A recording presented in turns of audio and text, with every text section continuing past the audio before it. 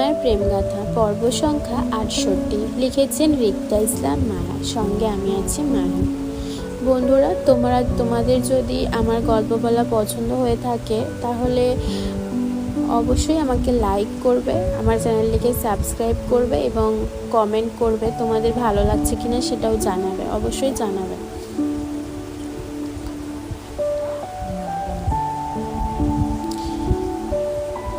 শশীর কথায় হৃদ বিরক্ত নিয়ে বলল, বিয়ে করব আমি, সংসারও করব আমি, আর আমার বউ পছন্দ করবে অন্য কেউ? কেন?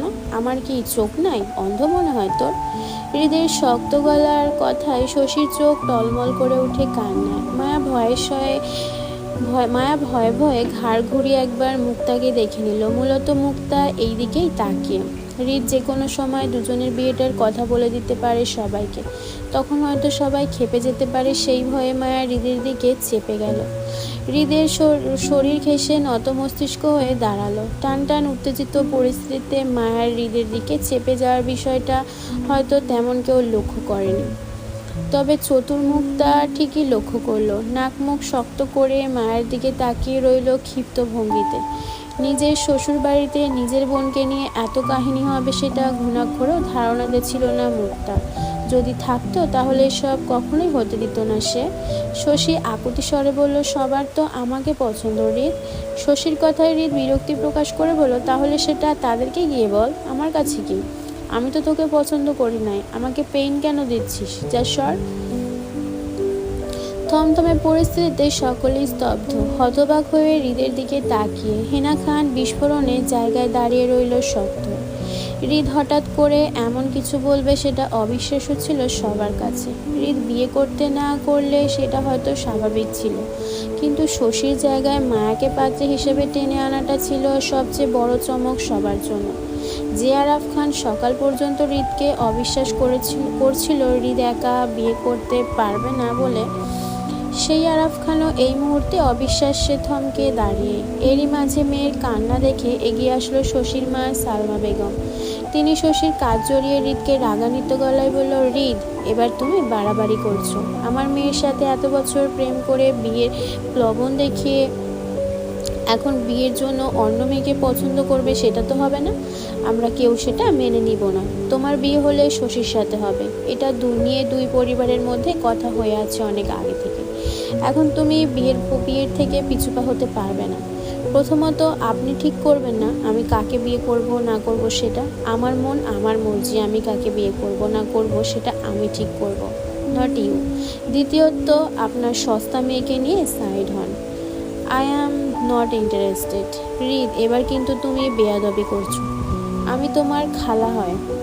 হৃদ নিজের রাগ কন্ট্রোল করতে চেয়ে এক হাতে মুঠোয় মায়ার একটা হাত চেপে অপর হাতটা পকেটে ঢুকাতে হেয়ালে ভঙ্গিতে বলল, দেখো খালা, বেয়াদবির জন্য সমাজে আমি এমনি বদনাম, নতুন করে আর কিছুই গায়ে লাগে না।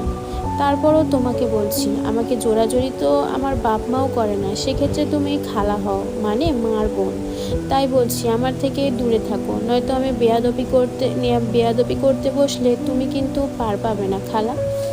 হৃদের কথায় তেলে বেগুনে জ্বলে ওঠার মতন ফুঁসে উঠল সালমা বেগম। হৃদকে মায়ের হাত চেপে ধরতে দেখে উনার রাগে যেন ঘি পড়ল।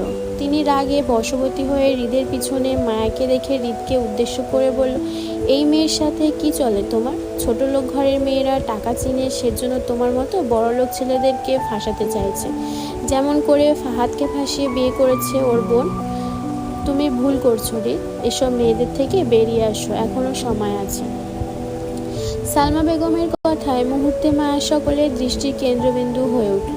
মুহূর্তে সকলে তাকালো হৃদের পিছনে আশ্রয় নেওয়া মায়ের দিকে। মুক্তার আগে কটকট করে উঠল সালমা বেগমের কথায়, কিন্তু শ্বশুরবাড়ির হওয়ায় দাঁত কামড়ে রাগ কন্ট্রোল করতে চাইল। তীব্র অপমানের কথাগুলো বেশ আত্মসম্মানের লেগেছে মুক্তার। সে পারছে না রাগে ট্রেতে রাখা সব কিছু নাস্তা উল্টে ফেলে মায়াকে নিয়ে এখান থেকে চলে যেতে। একঘর মানুষের সামনে হৃদের ওইভাবে শশীর জায়গায় মায়াকে পছন্দ করাটা মোটেও ভালো লাগেনি মুক্তা। দ্বিতীয়ত, মায়া এখনও হৃদের পাশে চুপ দাঁড়িয়ে আছে বলেই সালমা বেগম মুক্তার পরিবারকেও অকারণে টেনে এনে অপমান করছে। মা সালমা বেগমের অপমানে ফুপিয়ে কেঁদে উঠতে হৃদ দৃষ্টি ঘুরিয়ে মায়াকে দেখে আবারও তাকালো সালমা বেগমের দিকে। তপ্ত মেজাজে দুহাত মুষ্টিবদ্ধ করে হেনা খানের উদ্দেশ্যে চেঁচিয়ে বলল, রিদ দাদি, তোমার মেহমানদের সামলাও, নয়তো আমাকে সামলানো তোমার দায় হয়ে যাবে। আমার মোটেও পছন্দ না কেউ আমার বাড়িতে দাঁড়িয়ে আমার সামনে আমার বউকে অপমান করবে। সেই রাইট আমি কাউকে দেইনি। হৃদের কথায় কেউ কিছু বলবে তার আগেই হেনা খান অবিশ্বাস্য গলায় হৃদকে শুধিয়ে বলল, বউ মানে কে বউ? মায়ের সাথে তোর কি সম্পর্ক আছে হৃদ? হৃদের মেজাজ বরাবরই ক্ষিপ্ত হচ্ছে সালমা বেগমের কথায়। এর মাঝে হৃদ বারবার মায়াকে নিজের বউ বলে দাবি করার পরও কেন সবাই হৃদকে একই প্রশ্ন করছে সেটাই বুঝতে পারছে না সে তো শুরু থেকে বলছে মায়া তার বউ। তাহলে কেন সবাই অবুঝের মতন হৃদের থেকে একই কথা শুনতে চাচ্ছে?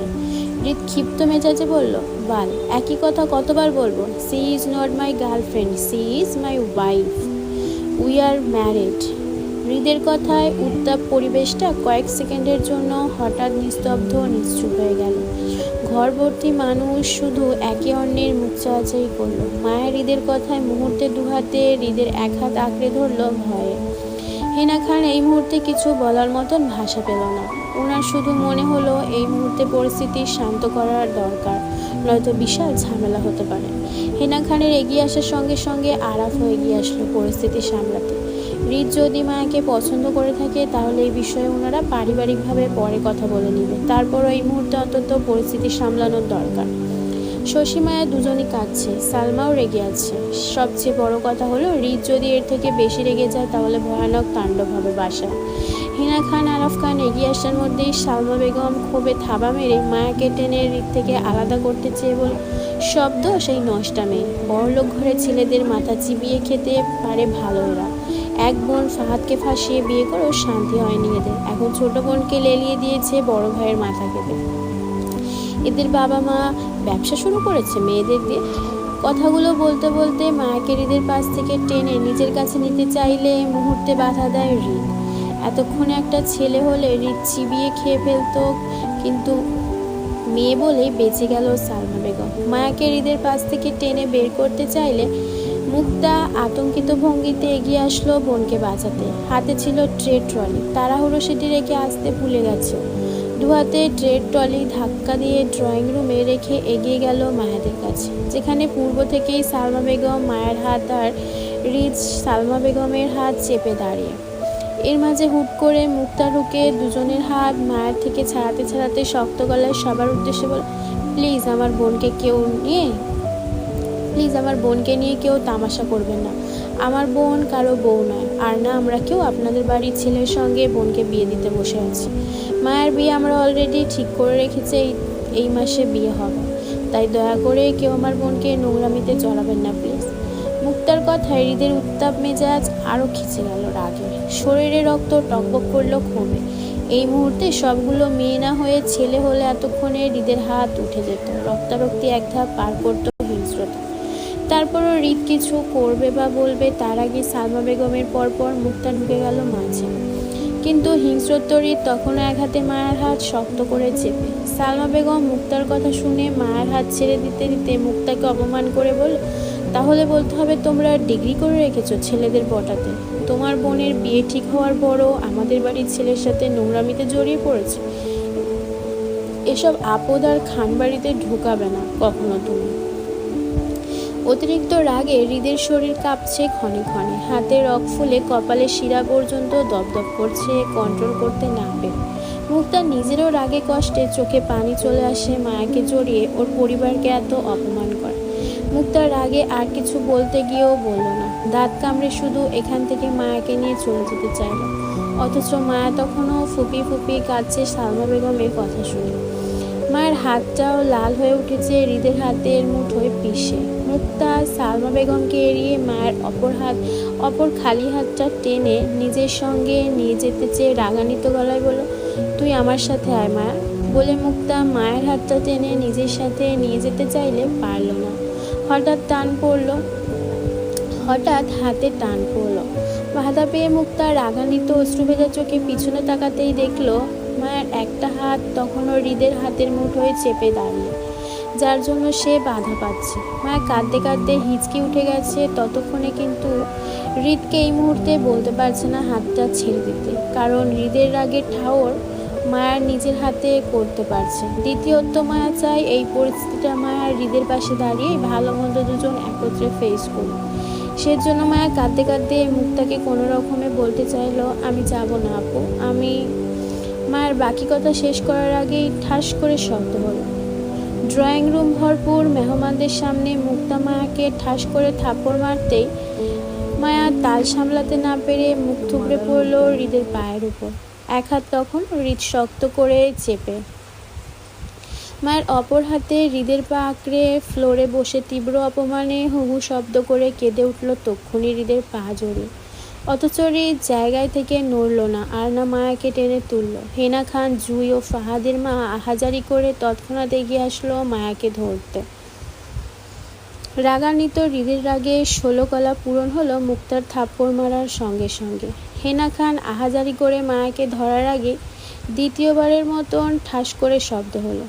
এতে পুরা ঘর থমকে গেল শশীকে ফ্লোরের ওপর লুটিয়ে পড়তে দেখে। হৃদের শক্তপোক্ত হাতে কঠিন তাপ পড়ে শশীর মাথা ঘুরে উঠল তক্ষুনি। ঝাপসা চোখে থ মেরে বসে রইল কয়েক সেকেন্ড। ঠোঁট দিয়ে তাজার গরম রক্ত গড়িয়ে পড়তেই শব্দ করে কেঁদে উঠল শশী। সালমা বেগম মেয়ের অবস্থা দেখে তৎক্ষণাৎ চিৎকার করে চাপটে জড়িয়ে ধরল শশীকে। ততক্ষণে পারভিন শেখ আর হেনা খান থমকে দাঁড়িয়ে গেল। জুই মায়াকে টেনে তুলে নিল নিজের কাছে। সালমা বেগম বা অন্য কেউ হৃদকে কিছু বলবে তার আগেই হৃদের হিংস্রতা প্রকাশ পেল ভাঙচুরে। হৃদ রাগে হিতাহিত অজ্ঞ হয়ে তৎক্ষণাৎ লাথি মেরে উল্টে ফেলল মুক্তার রাখা ট্রলিটি। তার পর মুহূর্তে দুহাত মুষ্টিবদ্ধ করে গলা ফাটিয়ে গর্জনে চিৎকারে ডাকলো ফাহাদকে, ফাহাদ, ফাহাদ, ফাহাদ। হৃদের চিৎকার উত্তাপে ঝংকার তুলল খানবাড়ির দেওয়ালে। প্রতিটি জিনিস যেন হৃদের চিৎকারের শব্দে কম্পিত হলো। উপস্থিত সবাই ভয়ার্ত মুখে থ মেরে দাঁড়িয়ে। ফাহাদ হৃদের গর্জের চিৎকারে বাহির থেকে উত্তেজনায় দৌড়ে আসলো ড্রয়িং রুমে। ফাহাদের পিছন পিছন আয়ন, রাদীপ, আসিফ সহ নিহাল খানও দৌড়ে আসলো উত্তেজনায়। ফাহাদ ড্রয়িং রুমের উপস্থিত মানুষের ভিড় দেখে ভয়ার্ত মুখে দৌড়ে গেল হৃদের দিকে। কি হয়েছে জানতে চেয়ে বলতে চাইল, কি হয়েছে ভাই, ডেকেছ? ফাহাদের কথা শেষ করার আগেই হৃদ বগল ধাবা বসালো ফাহাদের শার্টের কলারে। দুহাতে ফাহাদের কলার চেপে হৃদের মুখোমুখি টেনে হিংস্র প্রকাশ করে রাগে রিরি করে দাঁত পিষে বলল, তোর বউরে সামলা ফাহাদ, নয়তো আমাকে সামলানো তোর দায় হয়ে যাবে। হৃদের হিংস্রত্বে আয়ন, রাদীপ এগিয়ে আসলো হৃদকে বাধা দিতে। দুপাশ থেকে দুজন হৃদকে আঁকড়ে ফাহাদকে ছাড়ানোর চেষ্টা করে রাদীপ উত্তেজিত ভঙ্গিতে বলে, ভাই ভাই কি হয়েছে তোমার, প্লিজ শান্ত হও তুমি। বাবা এদিকে আসো, তুমি ভাইয়াকে বুঝাও। নিহাল খান তখনও জায়গায় দাঁড়িয়ে। মূলত তিনি বুঝতে পারছেন এখানে কিছু একটা হয়েছে, যার জন্য হৃদ এতটা হাইপার হয়ে গেছে। তিনি হৃদকে না থামিয়ে জায়গায় দাঁড়িয়ে রইল। পরিস্থিতি জানতে আরাফ খানের দিকে তাকালে তক্ষুনি শোনা গেল ফাহাদের ভয়ের জড়সড় কণ্ঠ। হৃদকে বলল, কি হয়েছে ভাই, আমাকে বলো। মুক্তা বেয়াদবি করেছে কোনো? আয়ন, রাদীপ দুজনই হৃদ থেকে রাদীপকে আলাদা করলো, নয়তো দেখা গেল অকারণে হৃদের রাগে শিকার হয়ে যাবে ফাহাদ। হৃদ গর্জে উঠে আবারও বলল, আমার সামনে দাঁড়িয়ে আমার বউকে মারার সাহস তোর বউকে কে দিছে? হেনা খান হৃদকে শান্ত করতে বোঝানোর উদ্দেশ্যে বলল, হৃদ ওরা দুজন বোন হয়, মুক্তা মায়াকে মারতে পারে। এ তো হেনা খানের কথায় শেষ করার আগেই হৃদ আবারও গর্জে উঠল, বোন হবে নিজের বাড়িতে, আমার বাড়িতে সে শুধুই আমার বউ, অন্য কারোর বোন নয়। আমার সামনে আমার বউকে থাপ্পড় দেওয়া মানে সে থাপ্পড়টা আমার বউকে নয়, আমাকে মেরেছে। আমি আমার বিয়ের জন্য কাউকে কৈফিয়ত দিতে আসিনি, আর না সম্মতি নিতে চাইছিলাম। আমার বিয়ে নিয়ে কারো ইন্টারফেয়ারেন্স সহ্য করব না আমি, এটাই লাস্টবার দাদি। এরপর কেউ আমার বউ কিংবা আমার সম্পর্কের দিকে আঙুল তুললে আমি কাউকে ছাড় দিব না দাদি, আর সেটা তুমি তোমার আত্মীয়দেরকেও বুঝাও। যদি বিষয়টা আমার বুঝাতে হয় তাহলে কিন্তু খুব খারাপ হবে দাদি। হৃদের উত্তাপ রাগে রিরি করছে। নিহাল খান সম্পূর্ণ বিষয়টি বুঝতে পেরে হৃদের উদ্দেশ্যে গম্ভীর গলায় বলল, হৃদ শান্ত হও, আমি দেখছি বিষয়টা, তুমি যাও। পর মুহূর্তে নিহাল খান ফাহাদের মাকে উদ্দেশ্য করে একই গম্ভীর গলায় বলল, পারভিন, তোর ছেলের বউকে নিয়ে ঘরে যা। মেয়েটা কাঁদছে, ওকে ফ্রেশ করা। সে যদি তুমি হৃদের বউকে নিয়ে তোমার ঘরে যাও। আম্মু, তুমি সালমা আর ওর মেয়েকে নিয়ে ওদের ঘরে যাও। বাকিরা সবাই আপনারা যার যার ঘরে যান। এই বিষয়টা আপাতত এখানেই শেষ। আমি আমার ছেলের বিয়ে সম্পর্কে আরও আগে থেকেই জানতাম। আমাদের পারিবারিক ম্যাটার ছিল বলে সবার সামনে আমি এই বিষয়ে কথা বলতে চাইনি। কিন্তু এর মানে এই না যে আপনারা আমার ছেলে বা ছেলের বউয়ের দিকে আঙুল তুলবেন। সেই রাইট আমি কাউকে দেইনি। আমার ছেলের বউ এই খান বাড়ির ইজ্জত, আর আমাদের বাড়ির ইজ্জতে আঘাত হানলে আমি নিহাল খান অবশ্যই চুপ থাকবো না। আপনারা এখন যার যার রুমে যান প্লিজ। নিহাল খানের কথায় সালমা বেগম কিছু বলতে চাইলে নিহাল খান হাত তুলে থামিয়ে দেন মুহূর্তে। এর মানে তিনি এই মুহূর্তে কোনো কথা শুনতে ইচ্ছুক নয়। ড্রয়িং রুমের সবাই যে যার রুমের দিকে যেতে লাগলো। তার আগে হৃদ রেগেমেগে খান বাড়ির ড্রয়িং রুম ত্যাগ করলো বাহিরের দিকে যেতে যেতে। হৃদের পিছন পিছন আয়ন, রাদীপ, আসিফ দৌড়ালো, ফাহাদ বোকার মতন মুক্তার দিকে তাকিয়ে। মুক্তাকে কাঁদতে কাঁদতে চোখ মুখ লাল করে ফেলেছে ততক্ষণে। মুক্তাকে নিয়ে ফাহাদের মা রুমের দিকে যেতে চাইলে ফাহাদও ওদের পিছন পিছন গেল। মুহূর্তে মাঝে পুরো ড্রয়িং রুম খালি হয়ে গেলে নিহাল খান ঘড়িতে সময়টা দেখে নিল এক পলক। সকাল 10:27। 11টার ভিতরে আলোচনা সভায় উপস্থিত থাকতে হবে ওনার হৃদকে নিয়ে। গম্ভীর নিহাল খান ভারী নিঃশ্বাস ফেলে তিনিও বাহির দিকে হাঁটল। গাড়িতে উঠতে উঠতে আসিফ কল দিয়ে বলল, হৃদকে বলো 11টার ভিতরে সবাই উপস্থিত থাকতে। আসিফের তৎক্ষণাৎ উত্তর আসলো, জি স্যার, ভাই আসবেন, ওকে।